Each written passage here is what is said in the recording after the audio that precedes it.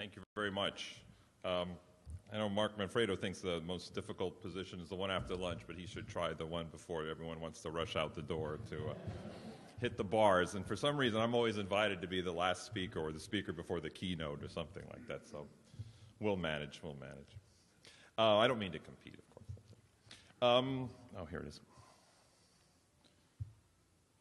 What we want to do here is sort of tie up everything that you've been hearing today from our various speakers. We want to sort of leave you with some final thoughts on what to do here. We've gone through, an important part of strategy is sort of describing the problem and sort of getting a sense of what exactly the issues are. And then what we need to do is take that description and then turn it into understanding through analysis, right? We want to go through and analyze it, get a better sense of what's going on, and then we need to really use that understanding to determine how we need to act. And so in the final analysis, once we go through all these discussions and meetings and conferences, the question is, what do we do now?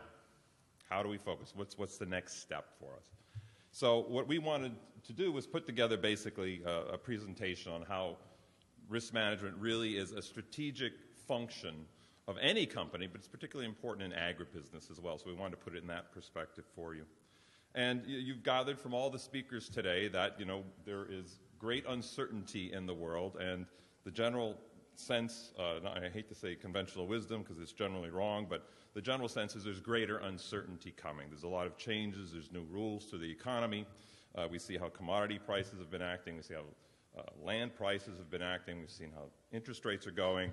So there's greater uncertainty coming ahead. And very often when people are presented with risk, and risk is really sort of a psychological issue when you get down to it, they have different ways or sort of predictable ways of responding to risk. And some of these are, to focus more on managing revenue. Go back to do what we know, what we do best, those things we know best, and that's managing revenue. Build up finances, create stronger reserves, put a cash cushion together so that if something goes wrong, we can self-insure, we can fall back on our savings. Pay down debt, we can deleverage, we can sell assets is another sort of typical approach that is often seen in these sorts of situations. We can reduce our time exposure to risk. We can sort of cut down the time horizons that we're facing in terms of the deals we're making and the types of products we're selling. Or we could try to time the markets. Someone mentioned that earlier today. I was glad they did, because timing the markets is an interesting way of dealing with risk, because it in itself is risky as well. But one of the benchmarks is to do nothing, to hope for the best, and sort of, let's just muddle through. And that really isn't a very good strategy to use anymore. It's a lack of strategy. So what we need to do, I think, is refocus our risk management efforts. We need to sort of reconsider our understanding of risk. And several of the speakers mentioned today that, risk is an upside issue and a downside issue. I teach my students at Poly that risk isn't necessarily bad, and we shouldn't think of it as bad. Risk and return are two sides of the coin, right? No one has a problem with values going up. No one has a problem with land prices going up or the cost of their revenues going up because the price of corn or rice is going up, these sorts of things. It's when prices go down that we have a problem. Prices go down that we panic. But we have to understand that there's a connection. It can't go up unless it can go down, right? They're two sides of the same coin. You cannot have one without the other. So, you get this this balance between greed and fear. The greed, you want it to go up and up and up. Well, that's great. But on the other side is if it can go up 10, 20%, well, it can go down 10, 20%. And often we forget that. So we need to focus on that and understand that risk isn't a bad thing, but it needs to be managed. And it needs to be managed intelligently.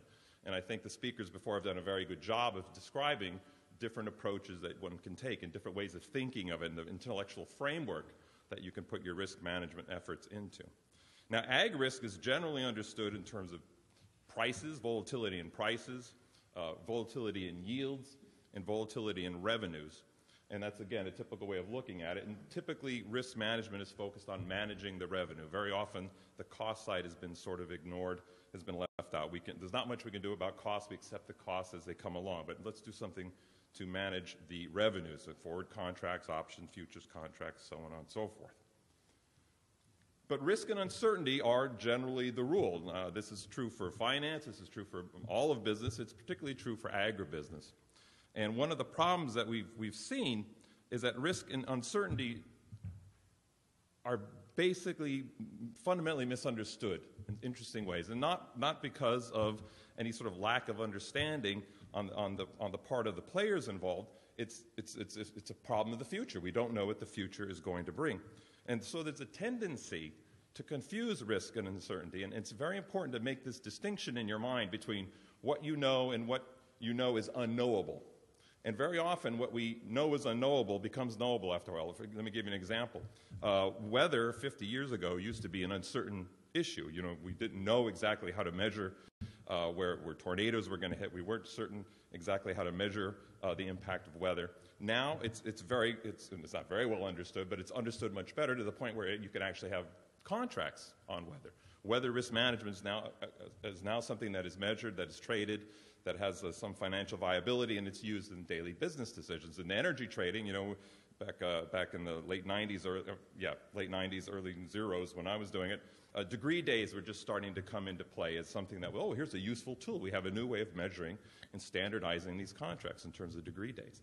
But before that, it wasn't really available. So weather went from being uncertain to something we could measure to being a risk we could manage. I work with a company. It's a fishery in the Gulf of Mexico, and they have a problem in terms of defining yield risk. 10 years ago, yield risk to them was the variability in the amount of fish they would catch. And they would catch fish not for human consumption. They'd turn it into bone meal, they turned it into fish meal, and they turned it into fish oil. And the good oil was called light oil, and the bad oil was called dark oil. Well, Katrina came along and wiped out their infrastructure. And they'd been measuring yield risk in terms of their yield from the sea. Well, when they lost their piers and they lost their factory, their fleet was damaged but not totally destroyed. All of a sudden they realized they're defining risk improperly, because now they were catching much fewer fish because their infrastructure was missing. They couldn't process as many fish because the infrastructure had been damaged and destroyed. So they realized, what we really need to do is manage the convertibility of the fish into these products. For every ton of fish we bring in, we get so much fish meal, we get so much bone meal, we get so much oil.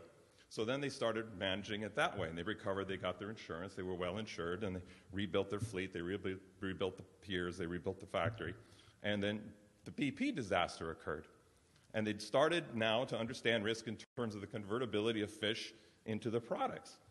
Well, the problem now for them, and they're trying to redefine risk once again, is now the yield is defined. The convertibility issue doesn't work anymore, because now they're catching more fish than they ever did, but it's a much lower quality fish. They're getting much less bone meal out of it. They're getting less fish meal. They're getting more of the dark oil, which you can't really sell, and less of the light oil. And so, again, the very factors they use to measure risk are changing on them because of external exogenous sort of impacts that they're having. So it's very often a gray area that we have to deal with, and it makes for ambiguity and confusion, but we really have to struggle with it and understand it, because if we don't, you get in this sort of situation this client of mine's in. They're losing money, right? Their business is getting knocked out because they can't go ahead and honor the contracts that they've made with people to deliver fish meal to China for animal feed, to deliver fish meal and oil to vitamin manufacturers and pharmaceuticals, these sorts of things. So we have to sort of deal with that ambiguity and recognize that right off the bat. Now, we can draw pictures of it very easily. Risk we can measure. We said risk is quantitative. We can measure it. Well, here we see the volatility, the risk in rice prices. And generally, it's an upward trend there, but that's pretty volatile, going from 1970 to 2010, from $5 up to around $27, right? And now, in 2010, 2011, $21, $22. That's generally, it's a good sign, right? Where prices are going up, this is good. The general trend is upwards, but look at all that volatility in the middle there. And that is something that we have to manage. I mean, saying, like I said, it's generally good, it's going up, but there's a lot of downside there. If you're between 1980 and 1985, that probably wasn't a real good time to be in the business, because things were collapsing and it might have looked pretty dark then. But on the whole, there's a lot of volatility. There's a lot of, just a lot of change in there, a lot of energy going through the prices. Rice yields are the same for the last 4 decades. Again, very volatile, from 55 up to around 80 today, spiking several times at a high of 85. So How do you deal with that? How do you manage that? Obviously, it's going to have an impact on revenue. It's going to have an impact on your ability to manage. It's going to have an impact on your ability to pay off your debts, all these types of things as well. So these are the issues we have to try to deal with. Let's take a look at, a couple more things. What we see, I think, in looking at these price charts is that the period of 2000 to 2004 was sort of relatively calm and quiet, and it's kind of a fluke. If you look at the long-term trends, you see we have a lot of volatility that's been going on for a long time. 2004, on the great scheme of global commodity prices, has been relatively quiet. 1970 to 2000 were very volatile decades, and 2004 to date, again, have been very volatile, where we see prices doubling or tripling, and in terms of rice quintupling in a period of a few years. So this is what I mean by we have to live with volatility, we have to deal with it, we have to manage with it, because we all know companies that have gone out of business, we all know people who have lost their farms, we all know banks that have gone out of business, we've got people who have lost their foreclosure of their homes, so on and so forth. All this gets down to risk management issues and doing it well or not doing it well. And on the whole, we want to do it well. Okay? Prices go down, in other words, and we have to expect that. We have to deal with it. Orange prices, another good example. Quick little picture here from $3 up to $12, $13, spiking up to 14 or 15 in 1990 or so. Orange yields, lots of volatility there. Strawberry prices, same sort of upward pattern from 20 to 70 in a period of 40 years. A lot of ups and downs in the middle. And again, strawberry yields, 350 to 650, so on and so forth.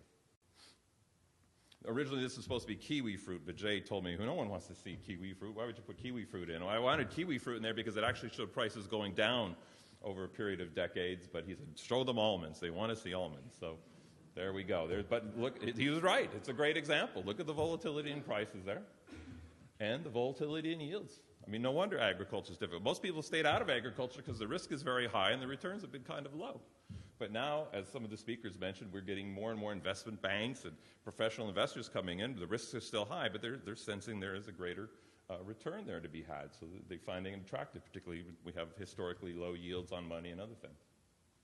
So what I'm suggesting is that we really need to start to understand and reconsider our understanding of risk. We need to look beyond the revenue side, okay? We need to look at costs. We need prices and yields and revenue are important. We're not saying that, but we need to extend ourselves. We need to take our knowledge and move it into a new area in terms of managing the balance sheet and managing the income statements. And we need to start looking at costs. And you all are familiar with the inputs. I don't need to go over it. Land, fertilizer, energy, so on and so forth. They're all major sources of risk. Even foreign currency now is an important source of risk for many companies. This was not an issue that our fathers or grandfathers dealt with in agriculture. Now it is for us. And it makes a significant difference. And they all require management. They all require active tending, and they can all, any one of these can trip us up. There's just more variables available to us, and each one of these variables has its own variance and mean, and so on and so forth, if we want to get technical. The point is, if we don't manage it well, it's going to have a negative impact on our ability to run our business, our ability to pay off our debts, or to even attract financing in the first place. After all, we want to grow, we want to expand it, we want to have more in the future. Well, without all that has to be financed, and we can't finance it out of revenues and net income. Okay, we got costs, right? Anyone use fertilizer? There we go, $100 to $800. Look at that, 7 times over 40 years. Great volatility, up and down, and look just the last 5 years. I can't find the laser here, but 750 down to 500, back up to 800. Where's it going next? Anyone want to bet? Up? Probably right. Probably right. Natural gas prices, energy prices are up. But again, it can go down as well.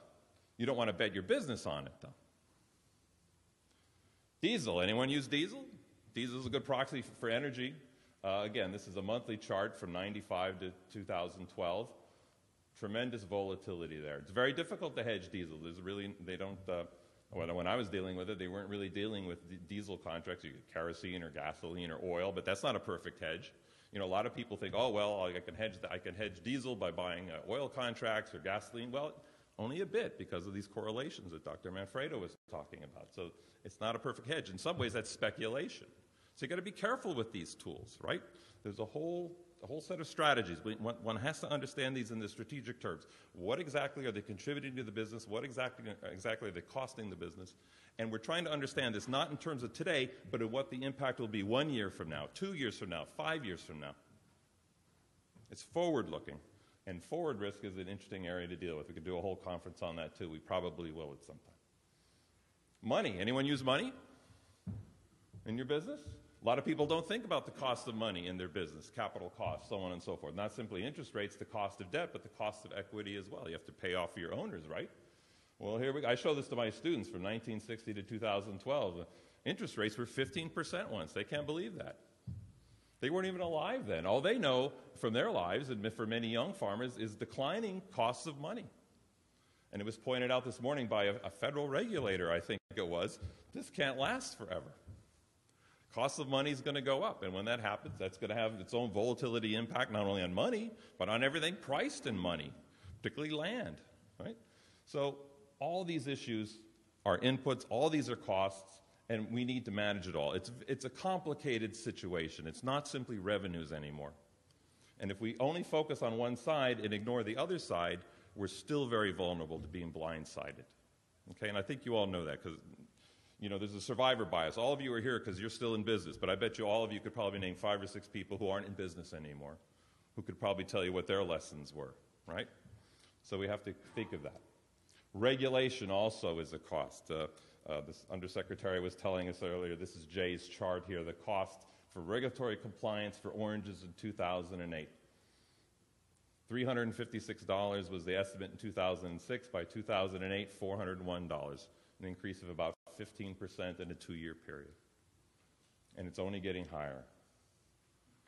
If we look at it in terms of net income after taxes with compliance costs added, well, if the study from 2008 to 2012, average annual there for net income after taxes with compliance costs, $96,000. Without compliance costs, $167,000. That's an awful lot of money being burned up for regulatory purposes, according to this study. And I have no reason to doubt its veracity. And I'm sure you all have some experience. This is just average. Some are worse than this. Some are better. And they say, oh, it's not that bad. My average is much lower than that. Well, great, good for you. But there's someone on the other side who's much worse. Again, that's the variability. Some of it's good, some of it's bad. You'd rather be on the downside in this one, not on the upside, but people are doing both. Look at all the jobs that got created. Oh. No, that's an excellent point. I can't debate that. Yeah, that's the survivor issue. There's a lot of people who say, oh, well, you know, that doesn't include my income for the last 8, 9 years. When I went from making $120,000 to making $25,000, $30,000 a year now. And all the additional costs. I put my kids through school. I can't afford health insurance anymore. I got aging parents, so on and so forth. There are huge social costs, as Dr. Zilberman said. And these are just economic costs. This is the stuff we can count. In terms of probability simulation that was done in the study, in terms of losses, that is negative net income less than 0, well, without regulatory cost, 25% probability, if I'm not explaining this right, Jay, let me know, 25% probability that in the study that the company, the orange grower in this case, would have negative net income. If you include the regulatory costs, it jumps up to 35%. Right? So we have 25 out of 100 versus 35 out of 100. Again, anyone want to bet on that? Jim Ahern's a horseman. Would you bet on that, Jim? He wouldn't. Look at that. So it's not good enough for him. So we need to reconsider our treatment of risk. We need to understand and reconsider how we approach these things, which means we have to go back to square one. We have to rethink it from the beginning. And again, we'll have conferences on this in the future. That's part of our role here, is to have a continuing education, a continuing dialogue with the industry, practitioners, and borrowers on how we manage these things best, because no one really has the best answer. We're all struggling to come up with a good answer, a right answer. But I think we can conclude that it's really a mistake for us to focus mainly or exclusively on prices on the revenue side. We need to focus on revenues and costs together. And when we talk about revenues and costs, we're talking about margins, right? We're straight back to accounting 101. We got our revenues, we remove our costs, there's our net income at the bottom line. So we have to manage the margin. We have to manage the cost side, and we have to manage the revenue side. We've done pretty good managing the revenue side. We have a lot of experience there. You could probably put everyone in this room and we could figure out how many years of experience we've had managing revenues. Well, let's do that with the costs. How many years would we have then? Probably a lot less. But the point is, when we manage revenues and costs, what we're really doing is managing the margin. And so the focus now goes from the revenue side to the margin itself, because the margin is where the management of revenue risk and cost risk come together. Okay? And so margin risk management really is the key strategic competence that we need to develop. And not only among agribusinesses, other businesses as well, the finance industry, healthcare industry, you name it, there's generally a margin issue there somewhere. But we need to start focusing on that, and it's particularly important in the world of agribusiness, in the world of farming, right? And it's particularly important, like I say, because there's so many opportunities ahead. Dr. Zilberman spoke about this, the other speakers did about as well.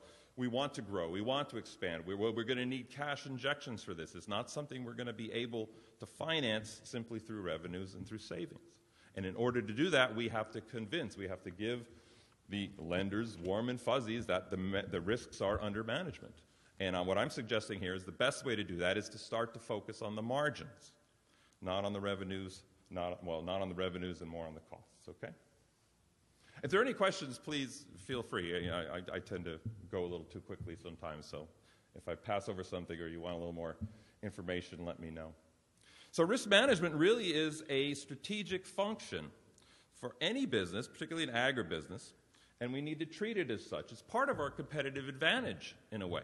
Many of the companies that don't exist, many of the farms and agribusinesses that don't exist anymore, or perhaps were bought out by their competitors because they became weakened in their financial conditions, was because of some faulty risk management issues going on. Again, survivor bias plays a role there. It's part of the competitive advantage. If you're good at it, you're going to have an advantage over your competitors. Not simply domestic competitors, but international competitors as well. Okay? So it's a major component of management responsibility, and I think it's important for managers to have some expertise and some understanding of it. They don't need to dedicate their whole careers to it, but they need to understand the importance of it. They need to understand how to integrate it into an overall strategy for the business plan. They need to have an approach to satisfy themselves and satisfy their equity backers and their lenders that, yes, you'll get your money back. And this is how we're going to do it, to be able to lay it out and describe it in an intelligent and comprehensive manner. Okay? So it has to be treated in an approach like operations are treated, like harvesting is treated, distribution, sales, marketing, so on and so forth. Because it's at the margins that the risk of operations and the risk of finance intersect.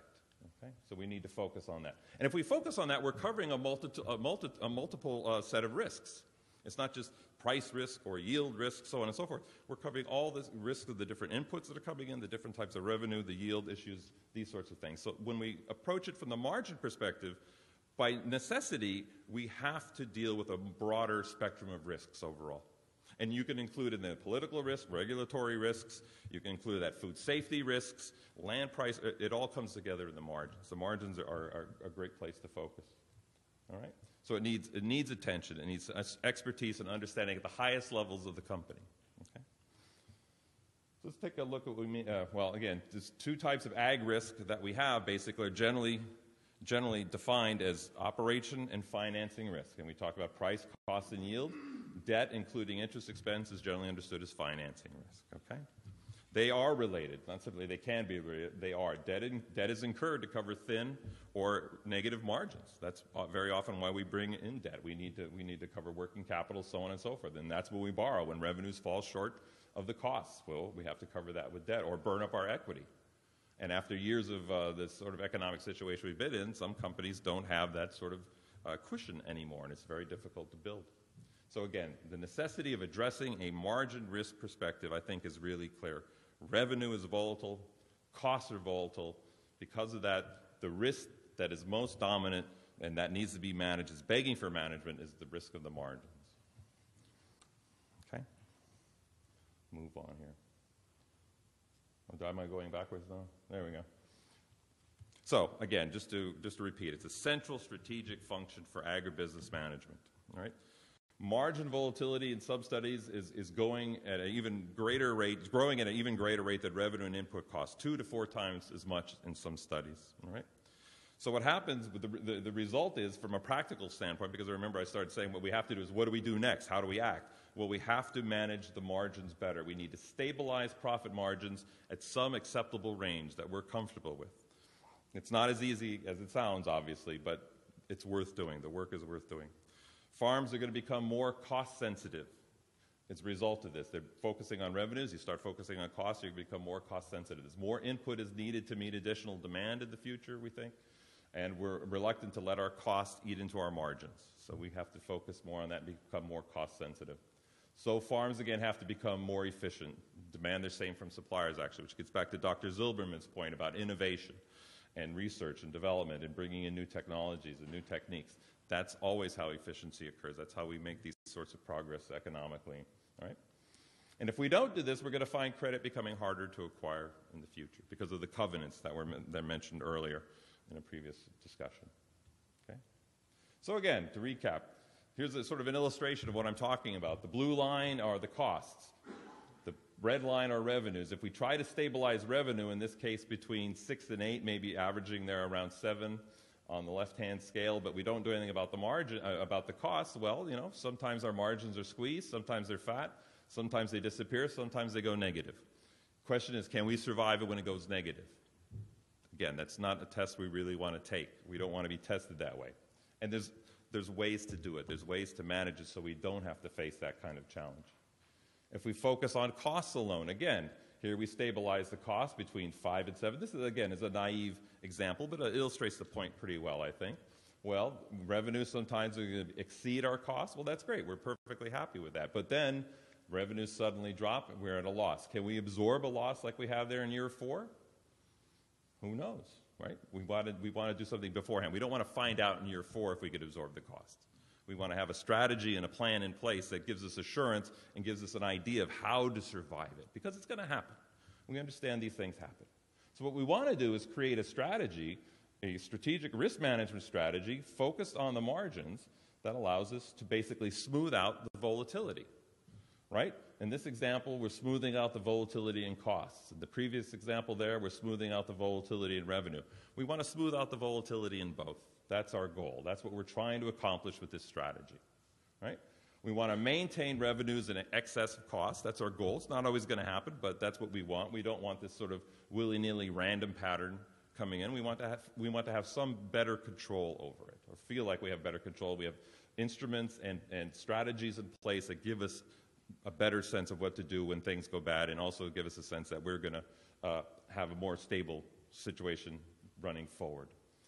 But we need to do these simultaneously, and that's the trick. And Dr. Manfredo was talking about all the tools we can use and all these types of issues, and you can see it gets pretty complicated pretty quickly. Well, it's now going to get even more complicated. But the point is we have to do it.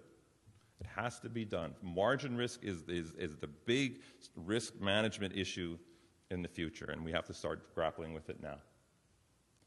If we do it, we get this sort of situation, right? They're still volatile, they're still up and down, but we want to smooth out revenues, we want to smooth out costs, and we want to keep costs in general below revenue. We want revenue to exceed, so that we have some sort of sense of what margins are in the future. That's the picture that we're trying to create. And there's a lot of different ways, as Dr. Manfredo was discussing. So what do we need to do? Well, specifically, again, we need to manage the margins. I know I'm begging the question, how? Well, like I said, that's a whole other conference. We can go on for hours about that, right? But it's necessary. What I'm trying to get you to do is recognize it and understand it and start thinking about how to do it. That's the question you need to ask yourself. And then we can have good discussions about what exactly the right strategies are, because they're going to be different for different companies. They're going to be different for different sectors in the ag industry. It's not going to be the same solution. For California ag, there's not a lot of public contracts available. Okay? I was working with a company, an ag business, for 80 years. They did nothing but sell on the spot market. They had all this volatility going on, right? Not simply in costs, but cost of revenue and everything. They just simply sold on the spot market. Then 3 years ago, they had an epiphany. Hey, let's sell forward contracts. Let's try to smooth out our revenues. So now they have this sort of picture. It made all the difference to them. They actually found their profit margins went up.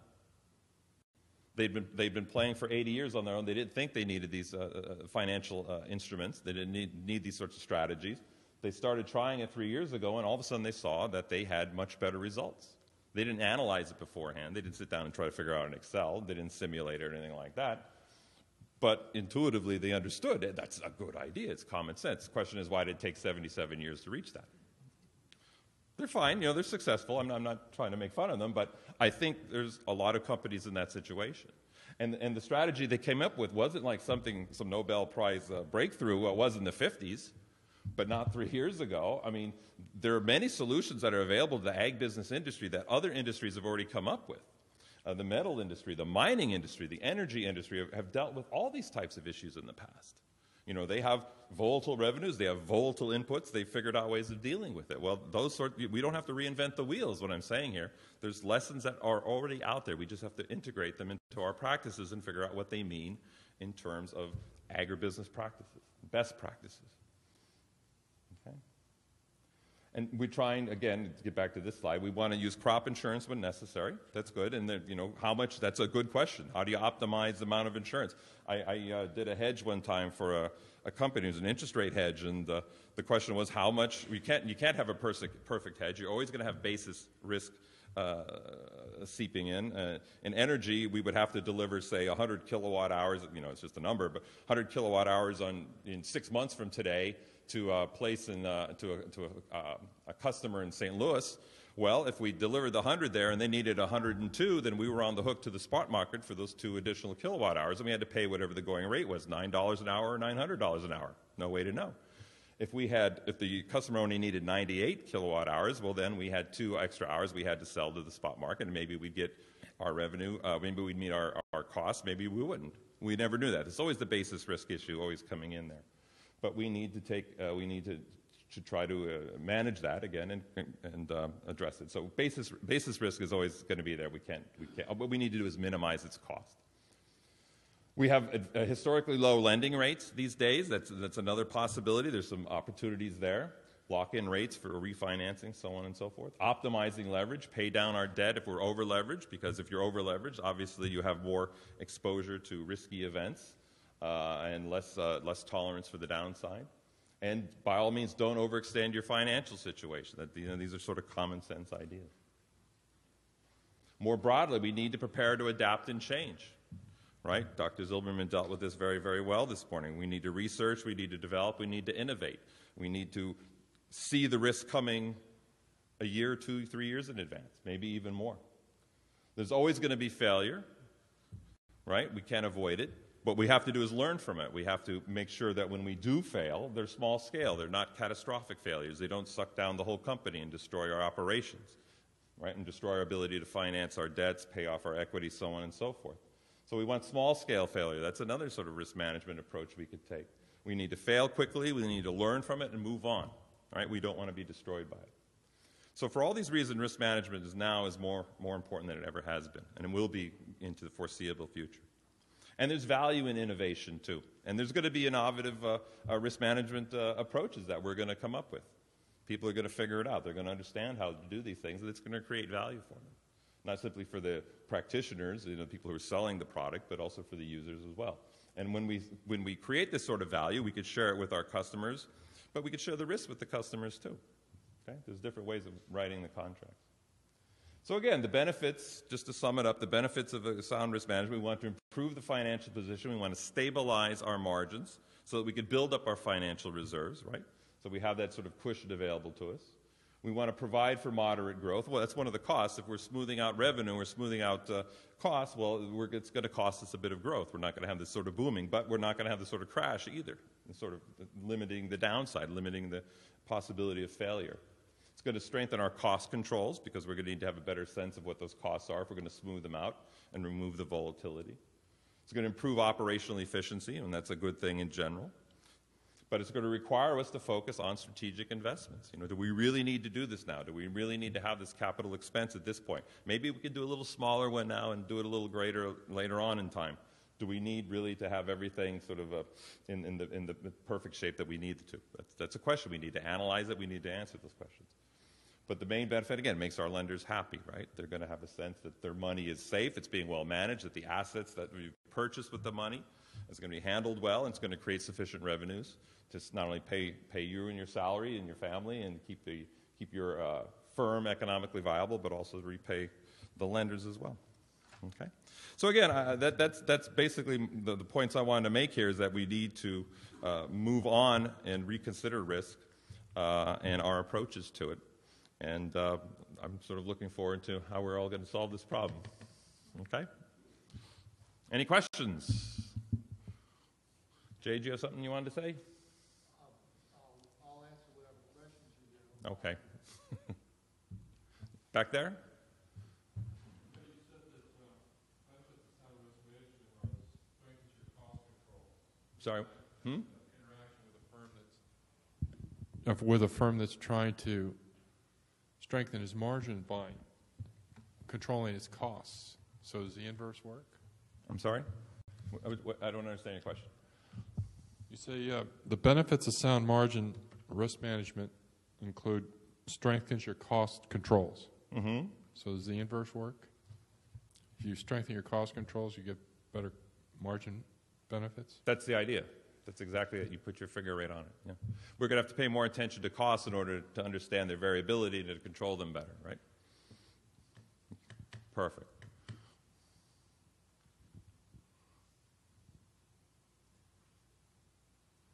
It's been a long day, I know, and the bar is beckoning. I know it's there. I can see it in your eyes. David has a question.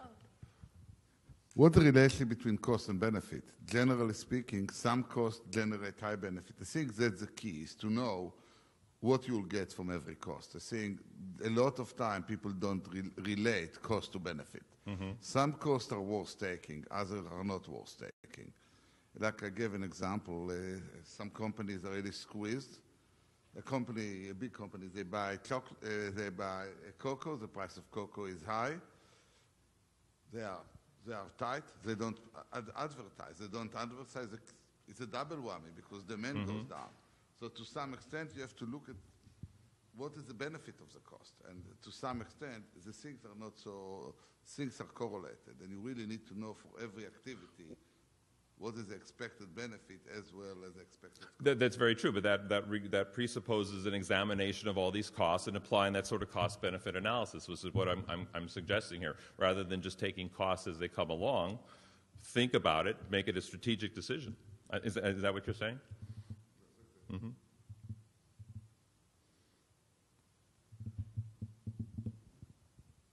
Anything else? This is a intriguing question, so everybody is thinking. No doubt. Yeah.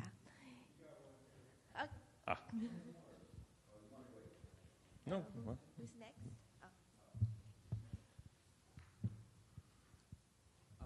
You were talking about managing the margins. So there were a couple of comments on managing the margins, and it's something that I've always been interested in. How do we, and I'll go back to futures and using futures and options. How do we manage an option? I mean, I did a lot of work one time with the livestock margin.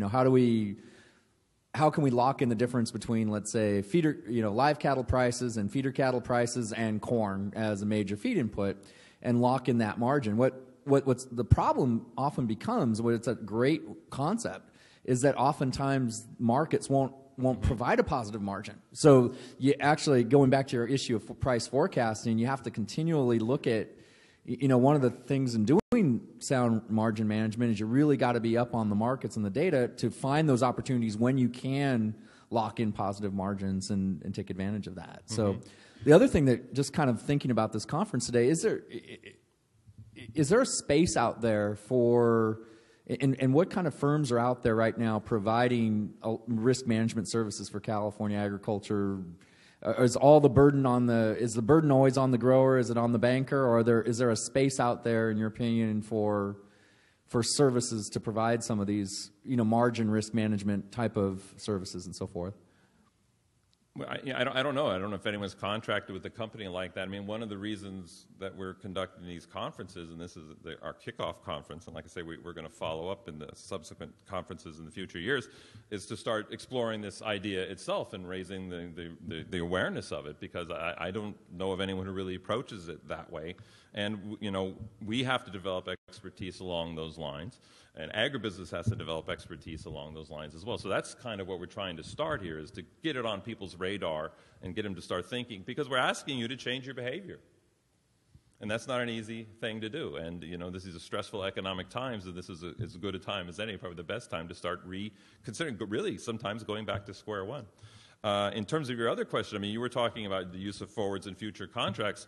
One of the issues is that you, as you pointed out, there's not a lot of liquidity in the far future contracts. So they have these ideas of rolling hedges, which was been around in the metallurgy and the mining industry for decades, because there's liquidity.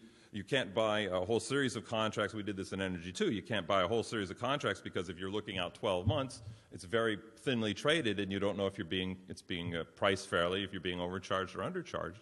So basically, you focus on the most liquid contract, which is the near month, and then when it expires, you just roll it over and you keep building it up. Again, it's not a perfect hedge, but in the imperfect situation, imperfect information, imperfect tools, that's one of the better strategies that's come up. How do we apply that to agribusiness problems? How do we take that solution and apply it to agribusiness? That's what we need to think about. That's what we need to address. And then practitioners have to use it. Yes? I guess my thought is that because I'm used to dealing with different growers, and every grower has a different appetite for risk. Mm-hmm. And then even within the same grower organization, there's different levels of risk depending on, are we in the succession phase? I'm preaching in one organization, we need to be more risk averse because we need to make room for the second generation to make a mistake without bringing the organization down. Mm-hmm. But if you were, Stuart Resnick and younger, then yeah, you should be risky because that's how you build Paramount. Mm-hmm. So I would guess I would hate to see standards in the lending industry on what those risk margins should be, because it's going to be very individual based on the size and the needs of the organization and what's confronting them versus, oh, I'm sorry, you're a 14, Right. and we only lend to 13. No, that's very true, and that's a valid point. And that's why, again, I'm emphasizing this is a strategic approach, because strategy, by definition, is very individualistic. It's very, very much attuned to the particular characteristics of the company. And that's why the company has to develop it. The company has to think it through. It can't be imposed outside. But I would think you could work with the lenders, you could work with your equity partners, you could work with the different people who are providing, the inputs and whatnot to sort of start to come up with solutions in this area. A template isn't going to approach it. I think you're right about that. And maybe the financial industry is going to have to adapt to that too. Adapt and change works for everybody. But you're right. It's a highly individualized, highly specific thing given your particular situation. And as my client in the Gulf has discovered, within a matter of 5-6 years, their situation changed and they had to shift gears, and they're frustrated with it, but it's better than the alternative, right? So that's why we really need to focus more resources and more attention and give a lot more thought to this and make it part of our strategic thinking and make it part of the daily consideration of how we go about running this business. Because your business changes. It's all dynamic. We're not proposing sort of a static situation. That's death. It's not going to work. That's doing nothing is sort of stasis, and that doesn't work. Yes? Perhaps an item for future discussion would be the idea of hedging by investing outside of agriculture, and success stories that there may be out there that make sense just from a historical, ups and downs, looking at different industries outside of agriculture and how they've responded as agriculture has done one thing or another. Well, that's diversification right there. I mean, if you look at your agribusiness as a portfolio of assets and a portfolio of risks, exactly. Well, let's buy some other assets. I mean, that's been used. But again, what's a good approach for agribusiness in general, and then what's the best approach for your particular situation? David? I think one thing that is really important, both for a lender as well as individual, you need to know yourself, and that's very difficult. Some people can read the market and they are able, for them it's not risk because they have some ability about what the forces that operate. For other people, their ability to, they may be fantastic producer, but they don't know how to read the market. So sometimes you have a situation that realize, gosh, I'm not very good in all this fluctuation, so I let someone to manage a lot of my financial stuff. Other people said, gosh, I'm really understanding what, and it's based on the past. So to some extent, every organization has strengths and weaknesses. Some organization can specialize in production. Other organization can specialize in taking risk and managing risk. Some organization can specialize in coming with new product. You know, if you would come to Steve Jobs and tell him all this crazy color computer wouldn't sell because I never saw anyone else doing it, then you wouldn't do yourself any service. I think a key element is to judge, is to be able to judge what are the capacity of your client and what's the capacity of yourself. And that is really, really tricky. And I think to me the sign of a good banker is the ability to recognize it. And to some extent, you may be a great producer. If you're not good in the finance, take a consultant and vice versa. I think a key element is to know what to specialize in. Well, Farm Credit West has been working on strategy conferences for young ranchers and farmers for years, and one of the messages we try to give them is that this strategic process helps you do exactly that. It helps you understand what your particular capabilities are, what your weaknesses, your strengths are, the opportunities and threats, your classic SWOT. And then starting with that information and following the process and following a certain discipline allows you to start to answer those types of questions. And, I was only working here sort of on financial and market risk, but, the answer really is an enterprise-wide risk management. And all these other issues that Mr. Littlefield was discussing this morning and Dr. Manfredo mentioned as well. And that is the fruit of a real thorough strategic analysis of the company. And that's sort of an underlying message here. It's not simply we need to work this, elevate risk management up to a strategic function, is we really need to follow a good practical set of strategic processes as a way of running the business on a day-to-day, month-to-month, quarter-to-quarter, year-to-year basis, and make risk management a part of that, an integral part of that, which is another, again, a much bigger issue. Jay, I'm sorry, you were going to say something there?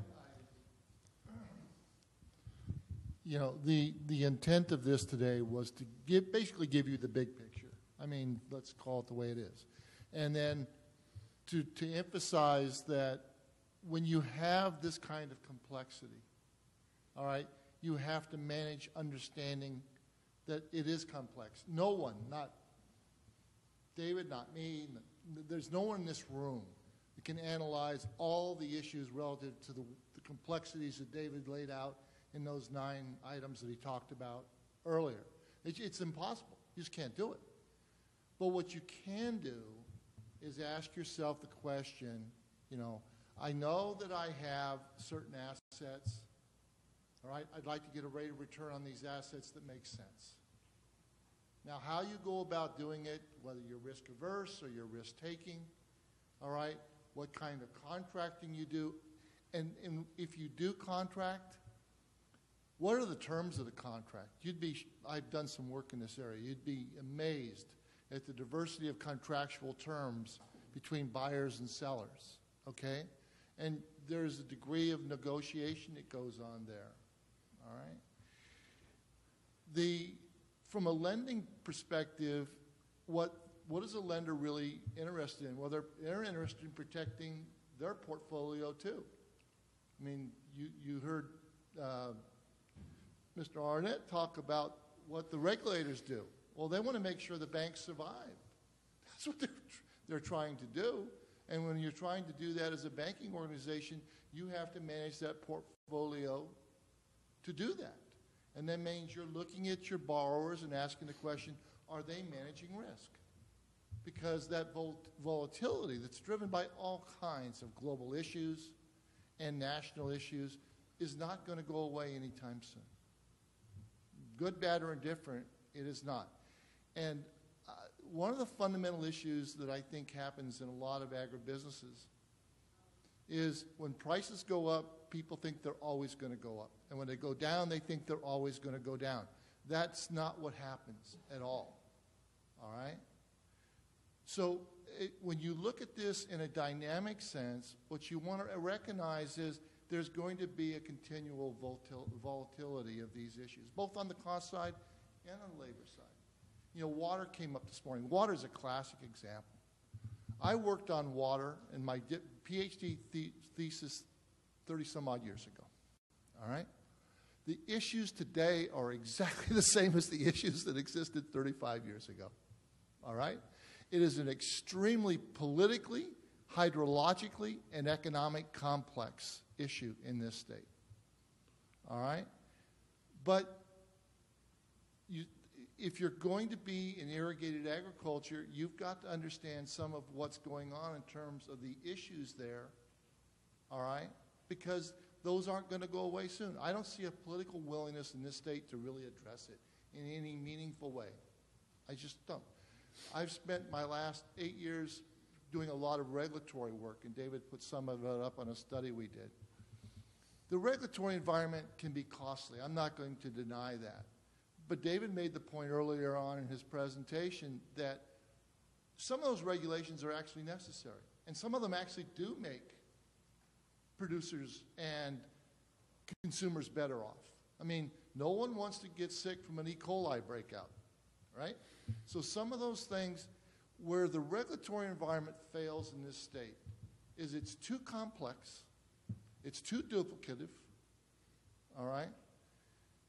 And people just, it creates an element of uncertainty about what's going to happen. And as soon as you increase uncertainty, people inevitably, I don't care if they're risk takers or not, as you increase the degree of uncertainty, people are going to back off. They're not going to take advantage of opportunities. They're not going to make the innovations that they need to make to be successful.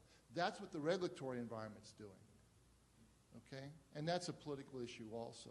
So back to what Stephen just talked about. It's not fundamentally knowing the nuances of every single one of these issues. It's having a general understanding and understand that if you're going to be successful as a firm in the future, you've got to engage in some type of risk management that it's strategic in both in the short run and the long run. Jay also makes a point to, you know, I'm speaking up here of you managing your own particular portfolio of risks that are basically characteristic of your business. But from your lender's perspective, you're a risk to them as well, and they have their own portfolio of risks, which include not simply the lending portfolio, but the cost of money. You know, they need to borrow at a lower rate and lend it out at a higher rate and keep theirs. And so they have spread issues too, and Mr. Littlefield was talking about that as well. So I think sometimes that we need to have better communication between the borrowers and the lenders. You know, how can the borrowers help you understand and manage your risks better? And at the same time, agribusiness, I think, and farmers need to understand what risk they represent to the lending side, and that they're a smaller part of a larger portfolio as well. And you know, again, this is all part of this strategic consideration, and I think that's what we're trying to accomplish with this finance and appraisal program that we're working on at Cal Poly that Jiawei chairs so well, and these conferences and the research and the outreach that we're trying to put together. Is there's a lot of ground we're trying to cover. And we're trying to cover it very quickly, and we're sort of behind the curve, and we're playing catch-up all the time. But we need to have dialogue with the agribusinesses. We need to have dialogue with the lenders and the finance community. And from our perspective as a university, as Dr. Cavaletto was saying, we need to produce students and the new generation who are going to understand these things instinctually. So they hit the ground running when they come into the job market, and they join your firms, the banks, finance departments of your companies, or they go to run their families' farms and ranches. Because we want them to be there 30, 40 years from now. And the challenges that are coming in the next 5, 10 years are probably going to be pretty challenging. Let's say they're gonna test our ability. And we need to be prepared for that. Rather than reactive, we need to be proactive in this area. And what we're suggesting is managing the margin is a very proactive way of approaching this type of problem.